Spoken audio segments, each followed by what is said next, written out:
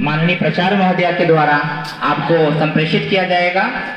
माननीय प्राचार्य महोदय से अनुरोध है कि वो मंच पे आए और संदेश आप तक पहुंचाने का कष्ट करें। कृपया मैम।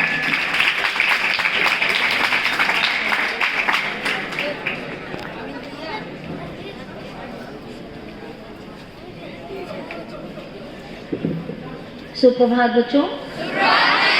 जैसा कि आप जानते हैं कि आज 14 सितंबर का दिन है और आज का दिवस संविधान सभा के द्वारा हिंदी दिवस की तरीके से मनाया जा रहा है। उसे स्वीकार किया गया, घोषित किया गया कि जो हमारी हिंदी है वो राजभाषा है और ये हमारी भाषा केवल किताबों में ही नहीं बल्कि हमारे भावों को, विचारों को अच्छे ढंग से व्यक्त करने का एक सरल माध्यम है।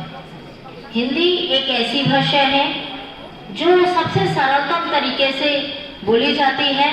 वैसे कहते हैं ना कि जैसे पानी बदलता है वैसे ही दूरी दूरी पर भाषा भी बदलती है, लेकिन हमारी जो राजभाषा है वो हमारी हिंदी है।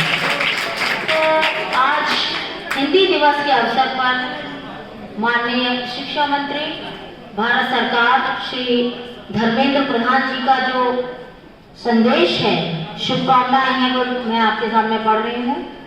हिंदी दिवस के शुभ अवसर पर आप सभी को मेरी हार्दिक शुभकामनाएं। भारत विविधताओं से परिपूर्ण राष्ट्र है। यहाँ अनेक भाषाएं और बोलियां बोली जाती हैं। इसे ध्यान में रखते हुए भारतीय संविधान द्वारा 14 सितंबर 1949 को एक उन्नत, समृद्ध, वैज्ञानिक और लोकप्रिय भाषा हिंदी को राजभाषा के रूप में अंगीकार किया गया एवं संविधान में इसके आधिकारिक प्रयोग के संबंध में समुचित प्रावधान किए गए। हिंदी हमारी संस्कृति की पहचान है तथा राष्ट्रीय चेतना की भाषा है।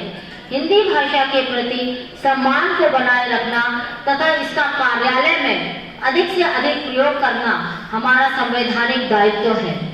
सरकार और जनसाधारण के बीच संपर्क, संवाद और संप्रेषण के माध्यम के रूप में निसंदेह हिंदी एक महत्वपूर्ण भूमिका निभाती रहती है।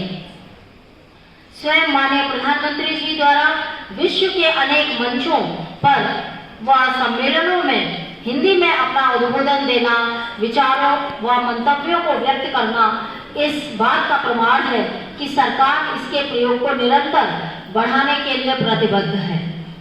संघ की राजभाषा के रूप में हिंदी को अपनाने के संवैधानिक उद्देश्यों को पूरा करने के लिए यह अपेक्षित है कि भाषा की सहज और सरल अभिव्यक्ति के माध्यम से हिंदी में टिप्पण एवं पत्राचार को प्रोत्साहित किया जाए।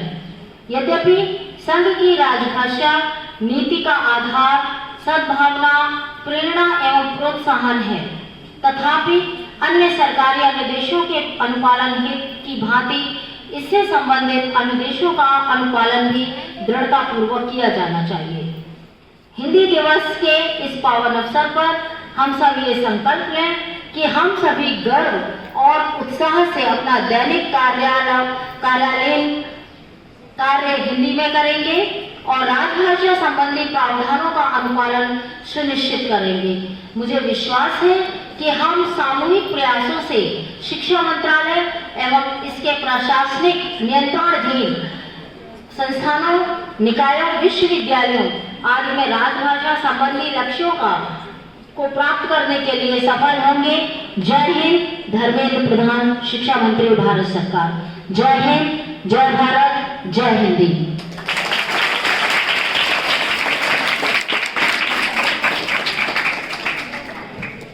हमारी एकता और अखंडता ही हमारे देश की पहचान है। हिंदुस्तानी है हम और हिंदी हमारी जुबान है। हिंदुस्तानी है हम और हिंदी हमारी जुबान है। आदरणीय प्राचार्य महोदय, ईश्वर तुल्य शिक्षागण और मेरे प्यारे भाइयों और बहनों, आप सभी को इस महान दिवस हिंदी दिवस की हार्दिक शुभकामनाएं। मैं इस महान दिवस में अपने कुछ विचारों को आप सभी के समक्ष प्रस्तुत करना चाहूँगा। जैसा कि आप सभी जानते हैं कि हम यहाँ हिंदी दिवस मनाने के लिए एकत्र हुए हैं। किसी देश की मातृभाषा सिर्फ भाषा नहीं, उस पूरे देश की संस्कृति भी होती है। और अपनी संस्कृति को बचाना हम सभी का दायित्व है।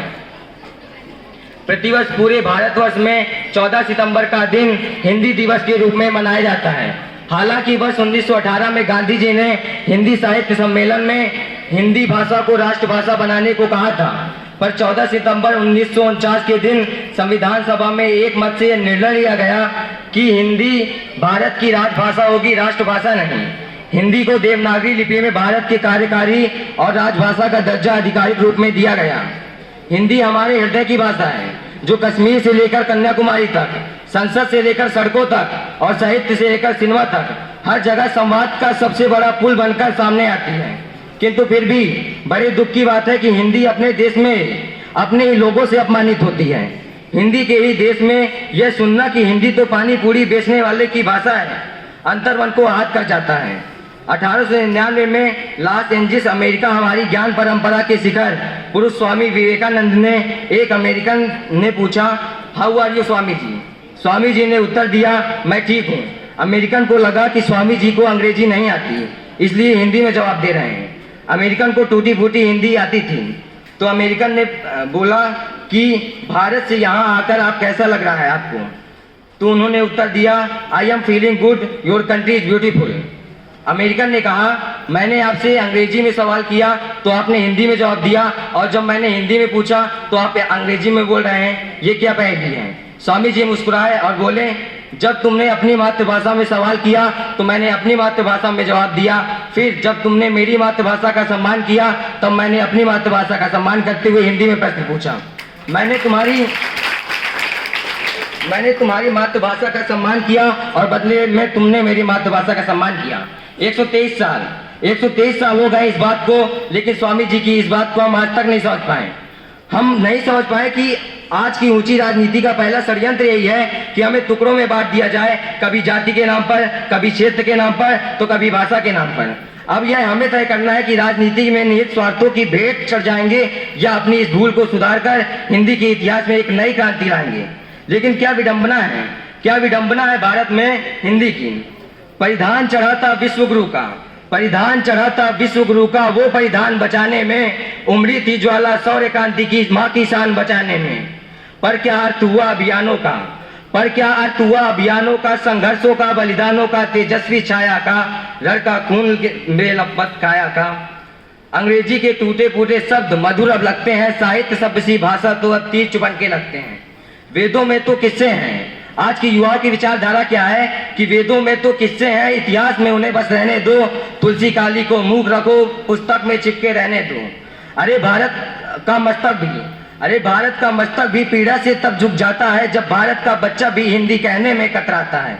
माते चंदन हिंदी है, भारत माँ का वंदन हिंदी है, गोरों का मर्दन हिंदी है, लौटा अभिनंदन हिंदी है। हिंदी राग नहीं अनुराग नहीं, सद्भाव नहीं, बंदूक नहीं, संदूक नहीं, अलगाव नहीं, टकराव नहीं, लोगों से दूषित भाव नहीं। हिंदी एक अभिलाषा है। अरे जो जोड़े 29 बेटों को, हिंदी तो भारत माँ की आशा है। अरे जो जोड़े 29 बेटों को, हिंदी तो भारत माँ की आशा है। धन्यवाद। आदरणीय प्रचार महोदया, सम्मानित शिक्षकगण एवं मेरे छोटे बड़े भाइयों एवं बहनों, सुप्रभात। आज मैं आप सबके सामने हिंदी दिवस के अवसर पर खड़े होकर बेहद गौरवान्वित महसूस कर रही हूँ। यह दिन सिर्फ एक दिन नहीं, बल्कि हमारी राष्ट्रभाषा हिंदी के प्रति प्रेम और उसके महत्व को समझने का दिन है। अगर हम भारत में हिंदी के महत्व की बात करें तो हिंदी केवल एक भाषा नहीं, बल्कि भारत की एकता और विविधता का प्रतीक है। यह भाषा हमारे देश के सभी लोगों को आपस में जोड़ती है। हिंदी का साहित्य, कविता और कला अत्यंत समृद्ध है। तुलसीदास, कबीर और प्रेम जैसे महान लेखकों ने अपनी रचनाओं से इसे एक नया आयाम दिया है। यह भाषा हमारे इतिहास, संस्कृति और सभ्यता का प्रतिनिधित्व करती है। भारतीय संविधान के अनुच्छेद 343 के तहत हिंदी को भारत की आधिकारिक भाषा का दर्जा दिया गया है। यह सरकारी कामकाज और शिक्षा के प्रसार में एक महत्वपूर्ण भूमिका निभाती है। आज के वैश्वीकरण में भी हिंदी केवल साहित्य क्षेत्र तक सीमित नहीं है, बल्कि अनुवाद, सिनेमा और प्रशासन जैसे क्षेत्रों में रोजगार के अपार अवसर प्रदान करती है। अगर हम विश्व स्तर पर हिंदी की महत्व की बात करें तो आज हिंदी दुनिया की सबसे ज़्यादा बोले जाने वाली और व्यापक रूप से अपनाई जाने वाली भाषाओं में से एक है। हिंदी भाषा विश्व स्तर पर सांस्कृतिक आदान प्रदान और सामंजस्य को बढ़ावा देती है। यह विभिन्न देशों और संस्कृतियों के बीच एक सेतु का निर्माण करती है। हिंदी के बढ़ते प्रभाव से हमारे भारत की सॉफ्ट पावर और वैश्विक पहचान मजबूत होती जा रही है। अगर हम निष्कर्ष पर आएं तो हमें अपनी मातृभाषा हिंदी के महत्व को समझना और उसके प्रति गर्व महसूस करना चाहिए। हमें केवल हिंदी दिवस पर नहीं बल्कि अपनी दैनिक दिनचर्या में भी इसका खुलकर प्रयोग करना चाहिए। हमें इसे सीखना, समझना एवं इसका संरक्षण करना चाहिए ताकि यह भाषा हमें हमेशा जोड़े रखे। आइए हम सब मिलकर हिंदी के प्रचार प्रसार में अपना योगदान दें और इसे पूरे विश्व में एक सम्मानित स्थान दिलाएं। यह भाषा हमारे भारत की मिट्टी से जन्मी है और हमारे भारत की पहचान है। धन्यवाद। जय हिंद।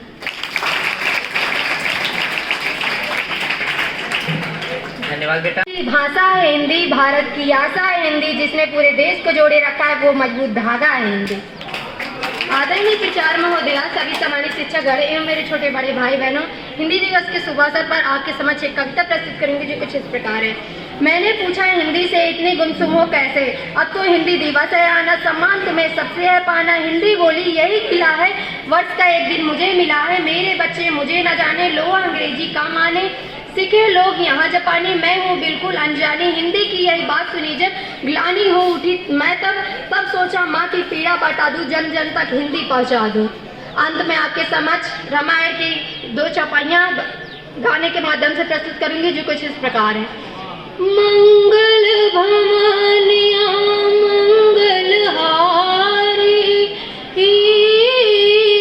द्रवहु सुदशरथ अजर बिहारी। राम सिया राम जय जय राम, राम सिया राम जय जय जय राम।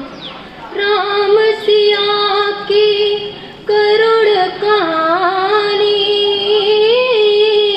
एक ही चंदन एक ही पानी। राम सिया राम जय जय राम। धन्यवाद। अपनी कविता के माध्यम से हमारे समाज में हिंदी के प्रति क्या नजरिया है उसको व्यक्त करने का प्रयास कर रहा हूँ। अंग्रेजी, एक बच्चा बोल रहा है, अंग्रेजी में नंबर थोड़े कम आते हैं, अंग्रेजी बोलने से भी घबराते हैं, पर स्टाइल के लिए पूरी जान लगाते हैं क्योंकि हम हिंदी बोलने से शर्माते हैं। एक वक्त था जब हमारे देश में हिंदी का बोलबाला, माँ की आवाज़ में भी सुबह का उजाला था। उस माँ को अब हम मॉम बुलाते हैं क्योंकि हम हिंदी बोलने से शर्माते हैं। देश आगे बढ़ गया पर हिंदी पीछे रह गई। इस भाषा में अब नज़र चुराते हैं क्योंकि हम हिंदी बोलने से शर्माते हैं।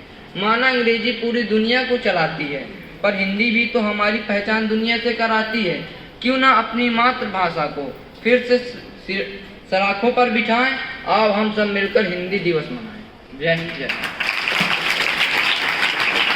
विद्वान साथियों, प्यारे बच्चों, सुप्रभात। और काफी लंबे समय के बाद आपसे बातचीत करने का मौका मिल रहा है। अपनी बात शुरू करने से पहले आपको हिंदी दिवस की बहुत सारी शुभकामनाएं।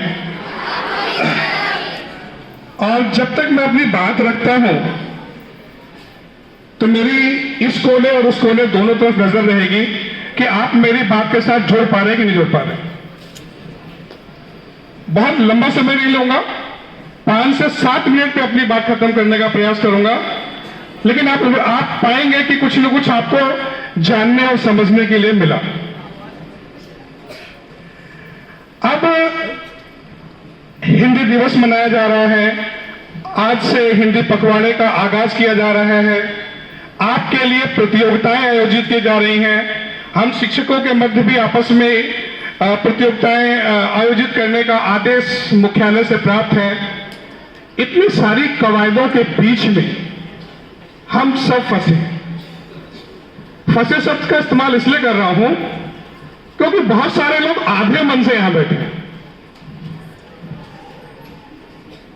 अच्छा, आप में कोई एक बच्चा बता पाएगा?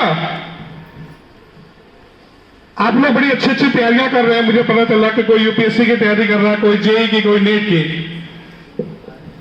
यूपीएससी की तैयारी के लिए एक सबसे मानक पुस्तक है,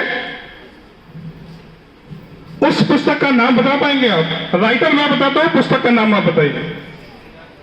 हरदेव बाहरी की पुस्तक है, आप पुस्तक का नाम बता दीजिए। हाँ हाँ, बस बस बस बस, एक मिनट, बस बस बस, समझ गया। अच्छा, जो बच्चा बोल रहा था वो मेरे पास आ जाए जरा सा, मैं चाहता हूं वो मन से यहां से बताए। चलिए, कहीं ना कहीं वो छुप के बोलना चाहते थे, लेकिन ये हरकत अच्छी नहीं है बेटा। हम सब लोग अगर कहीं सभागार में बैठे हुए हैं तो इतना साहस होना चाहिए कि हम अपनी बात सबके सामने उचित तरीके से रख सकें। हिंदी भाषा, हिंदी राजभाषा पुस्तक का नाम है, हरदेव बाहरी की ये पुस्तक है और इसको पूरा देश पढ़ता है इस किताब को, जिसमें एक कंफ्यूजन दूर किया गया, एक दुविधा दूर की गई कि जब हम हिंदी बोलते हैं तो राजस्थान की बोलियां कैसे हिंदी में जाती हैं, उधर उत्तराखंड की जो है उत्तराखंड राज्य की बोलियां इसमें कैसे समाहित हो जाती हैं, और सबको इकट्ठा करके कैसे हिंदी आगे बढ़ रही है और किस तरीके से समृद्ध हो रही है। एक मजे की बात आपको साझा करूं, हिंदी जो है अंग्रेजी को साथ लेकर के चलकर भी जो है मजबूत हो रही है। पूरे जिले में, आप लोग समझिएगा, पूरे जिले में एक पद होता है जिलाधिकारी का, और पूरे जिले में एक पद होता है जिला राजभाषा अधिकारी का, पूरे जिले में, और जो संस्कृति विभाग से जुड़ा होता है। कितने लोग जानते हैं उसमें कैसे जाया जा सकता है? कितने लोग जानते हैं उसको कैसे जिला राजभाषा अधिकारी बना जा सकता है? चलिए, खैर छोड़िए, बहुत सारी ऐसी चीजें हैं जिसके बारे में आपको जानकारी अभी नहीं है, आहिस्ता आहिस्ता इसकी जानकारी मैं आपको दूंगा। अच्छा, एक पद होता है ट्रांसलेटर का, अनुवादक का।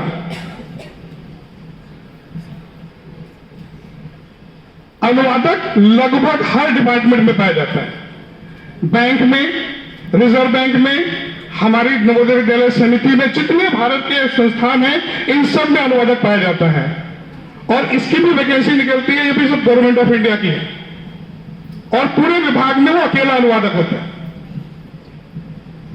आपको जो मन से बताया गया कि इस डेट में हिंदी को राजभाषा घोषित किया गया, ये स्थितियां बताई गई, थोड़ा सा हट करके बताऊंगा आपको कि राजभाषा की स्थिति क्या है और राष्ट्रभाषा की स्थिति क्या है। हिंदी को राजभाषा बनाया गया। पहले यह बताने का प्रयास किया गया कि हमारे जैसे सरकारी कर्मचारी, इस देश के जितने सरकारी कर्मचारी हैं, जितने भी उपक्रम हैं, वे सब हिंदी को अपनाएंगे अपने जो है कार्यालय को चलाने में, और शायद ये भावना आगे तक पहुंचेगी सामान्य जन में, और सामान्य जन इसे अपनाएंगे, और तब कहीं जाकर के हिंदी राष्ट्रभाषा बनेगी। अच्छा, कोई एक बच्चा बता पाएगा इंक्लूडिंग प्लस 2 तक कि राष्ट्रभाषा किसे कहते हैं? और आपस में बातचीत मत करो, ज्ञान लेकर के बताने का मतलब नहीं। अगर आपको आता है तो हाथ उठाइए और बात करिए। राष्ट्रभाषा किसे कहते हैं? बहुत चर्चा हुई है, मेरे से पहले भी वक्ताओं ने यहां से बोला होगा, जब से विद्यालय खुला हुआ है तब से सारी बातें चल रही हैं, और देश की आजादी के बाद से लेकर के आज 2025 तक हम इन्हीं सब चीजों में जूझ रहे हैं और उलझे हुए। क्या होता है राष्ट्रभाषा, बताइए? हाँ, शाबाश, खड़े हो जाओ, आ जाओ मेरे पास हो।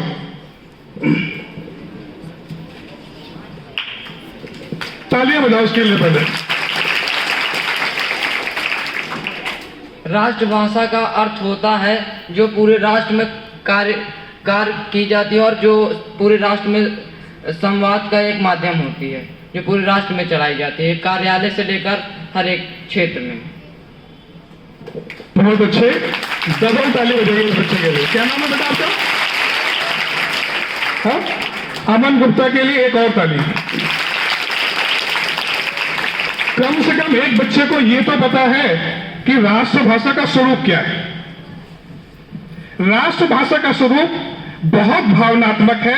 जिस तरीके की भावना हम अपने राष्ट्र के प्रति रखते हैं और उसी तरीके की भावना हम राष्ट्रभाषा के प्रति भी रखते हैं। जैसे हम अपनी माँ को जब माँ बुलाते हैं, जो भावना उस बुलाने में निकलती है ना, वही राष्ट्रभाषा और राष्ट्र के लिए भी होनी चाहिए। सही मायने में ये अर्थ हुआ राष्ट्रभाषा का। और राष्ट्रभाषा तब बनेगी जब प्रधानमंत्री से लेकर के खेतों में काम करने वाले व्यक्ति इस भाषा का इस्तेमाल करेगा और गौरव का अनुभव करेगा, उसके अंदर राष्ट्रीयता का पुट देखने को मिलेगा। तब कहीं जाकर के राष्ट्रभाषा वाला स्वरूप हमारे सामने आएगा और शायद तब हम दूसरी भाषाओं को अपना करके गौरवान्वित महसूस नहीं करेंगे और जल्दी ही स्वरूप बदलेगा। और इसकी भी चर्चा आप जोर पकड़ रही है देश में कि हर साल पखवाड़ा क्यों, इसका फायदा क्या। आज इतने समय हो गया पखवाड़ा मनाते मनाते, इसका फायदा क्या, इसका औचित्य क्या। जब गाड़ी उसी प्लेटफॉर्म पे ही खड़ी रह जाए तो ये था आपके बारे, आप कितना जानते हैं हिंदी के बारे में। अब मैं आपको ले चलता हूं इस देश से बाहर निकाल करके दूसरी दुनिया में। जितनी भी यूनिवर्सिटीज हैं लिंग्विस्टिक डिपार्टमेंट में, 128 देशों की यूनिवर्सिटियां लिंग्विस्टिक डिपार्टमेंट में हैं, जिसे भाषा विभाग कहा जाता है। वहां पर हिंदी के साहित्यकारों को पढ़ा और पढ़ाया जा रहा है, तुलनात्मक अध्ययन कराया जा रहा है। रशिया का साहित्य इंडिया के साहित्य के साथ कंपैरिजन करके बताया जा रहा है। क्यों, क्या जरूरत है इसकी? उस देश की परिस्थितियां अलग हैं, उस देश के लोग अलग हैं, हम लोग अलग हैं, हमारे देश की परिस्थितियां अलग है, सामाजिक ढांचा अलग है। सिर्फ इसलिए कि जो कुछ वहां फायदेमंद है वो हमको भी प्राप्त हो सके। सबसे ज्यादा काम चल रहा है इस समय तुलनात्मक अध्ययन का। चलिए आप वापस आते हैं। ये मान के चलिए, आप कंफ्यूज बिल्कुल मत होइएगा। जितनी भी इसकी उपभाषाएं हैं, बोलियां हैं, ये सब हिंदी भाषा को समृद्ध करती हैं, इंक्लूडिंग अंग्रेजी भी। अब ये 11th और 12th के बच्चे जान सकते हैं कि चैप्टर में किस तरीके से धड़ल्ले से इंग्लिश का प्रयोग किया गया है हिंदी की किताबों में। जब आपने सिल्वर वेडिंग पढ़ा तो वहां पर भी आप देखेंगे तो किस तरीके की बातें हुई। जब आपने जामुन का पेड़ पढ़ा तो वहां पर भी कितने सलीके से और संदर्भवश चीजों को जोड़ करके रखा गया। कहने का मतलब सिर्फ मैं एक बात बताना चाहता हूं आपको कि भाषा हमसे और आपसे मजबूत बनती है, अपने आप मजबूत नहीं बनती। उस भाषा का इस्तेमाल हम कैसे करते हैं, किन संदर्भों में करते हैं, यह महत्वपूर्ण है। किस प्रभाव से करते हैं, और भाषा का 2-3 जो उद्देश्य है वो बेटे क्या बात होगी, कुछ कहना बाद में मिल लेना ना। भाषा का जो उद्देश्य है, लिखना, पढ़ना, बोलना और समझना। किसी भी भाषा में आप ये 4 चीजें करते हैं, इसका मतलब वो भाषा आपको आती है और उसके आप ज्ञाता है। चलिए अब शुरू करते हैं हिंदी के बारे में। हिंदी की उपबोलियों में ब्रज भाषा, अवधी भाषा, ये 2 प्रमुख भाषाएं हैं जिनके आधार पर हिंदी खड़ी होती दिखाई पड़ती है। जो भक्ति काल से निकल करके जब आधुनिक काल में आते हैं तो वहां पर हमें भारतेंदु हरिश्चंद्र दिखाई पड़ते हैं। और भारतेंदु हरिश्चंद्र एक ऐसे लेखक हैं जिन्होंने हिंदी की सभी विधाओं पे काम किया। कहानी, कविता, नाटक, उपन्यास, संस्मरण सब कुछ लिखा उन्होंने। और जबकि जिस दौर के वे लेखक है उस दौर में खड़ी बोली हिंदी जो है पूरी तरह अस्तित्व में नहीं आई थी। तो बेटा हम लोग बहुत सौभाग्यशाली हैं कि हमारे पास एक स्वतंत्र राष्ट्र है, एक राजभाषा है और हमें अपनी राष्ट्रभाषा ढूंढने का प्रयास करना है। महात्मा गांधी ने कहीं कहा था कि जिस राष्ट्र के पास अपनी राष्ट्रभाषा नहीं होती वो राष्ट्र गूंगा होता है। और ये आपके दृष्टिकोण के ऊपर निर्भर करता है कि आप इसे सच में राष्ट्रभाषा बनाना चाहते हैं या चंद विद्यालयों में जो एक मजाक का माहौल बनता है और 15 दिन हम लोग उठापटक उपस्थित मेरे छोटे बड़े भाइयों बहनों, मैं आपके सामने एक छोटी सी कविता प्रस्तुत करने जा रही हूँ। संस्कृति का विस्तार है हिंदी, संस्कृति का विस्तार है हिंदी।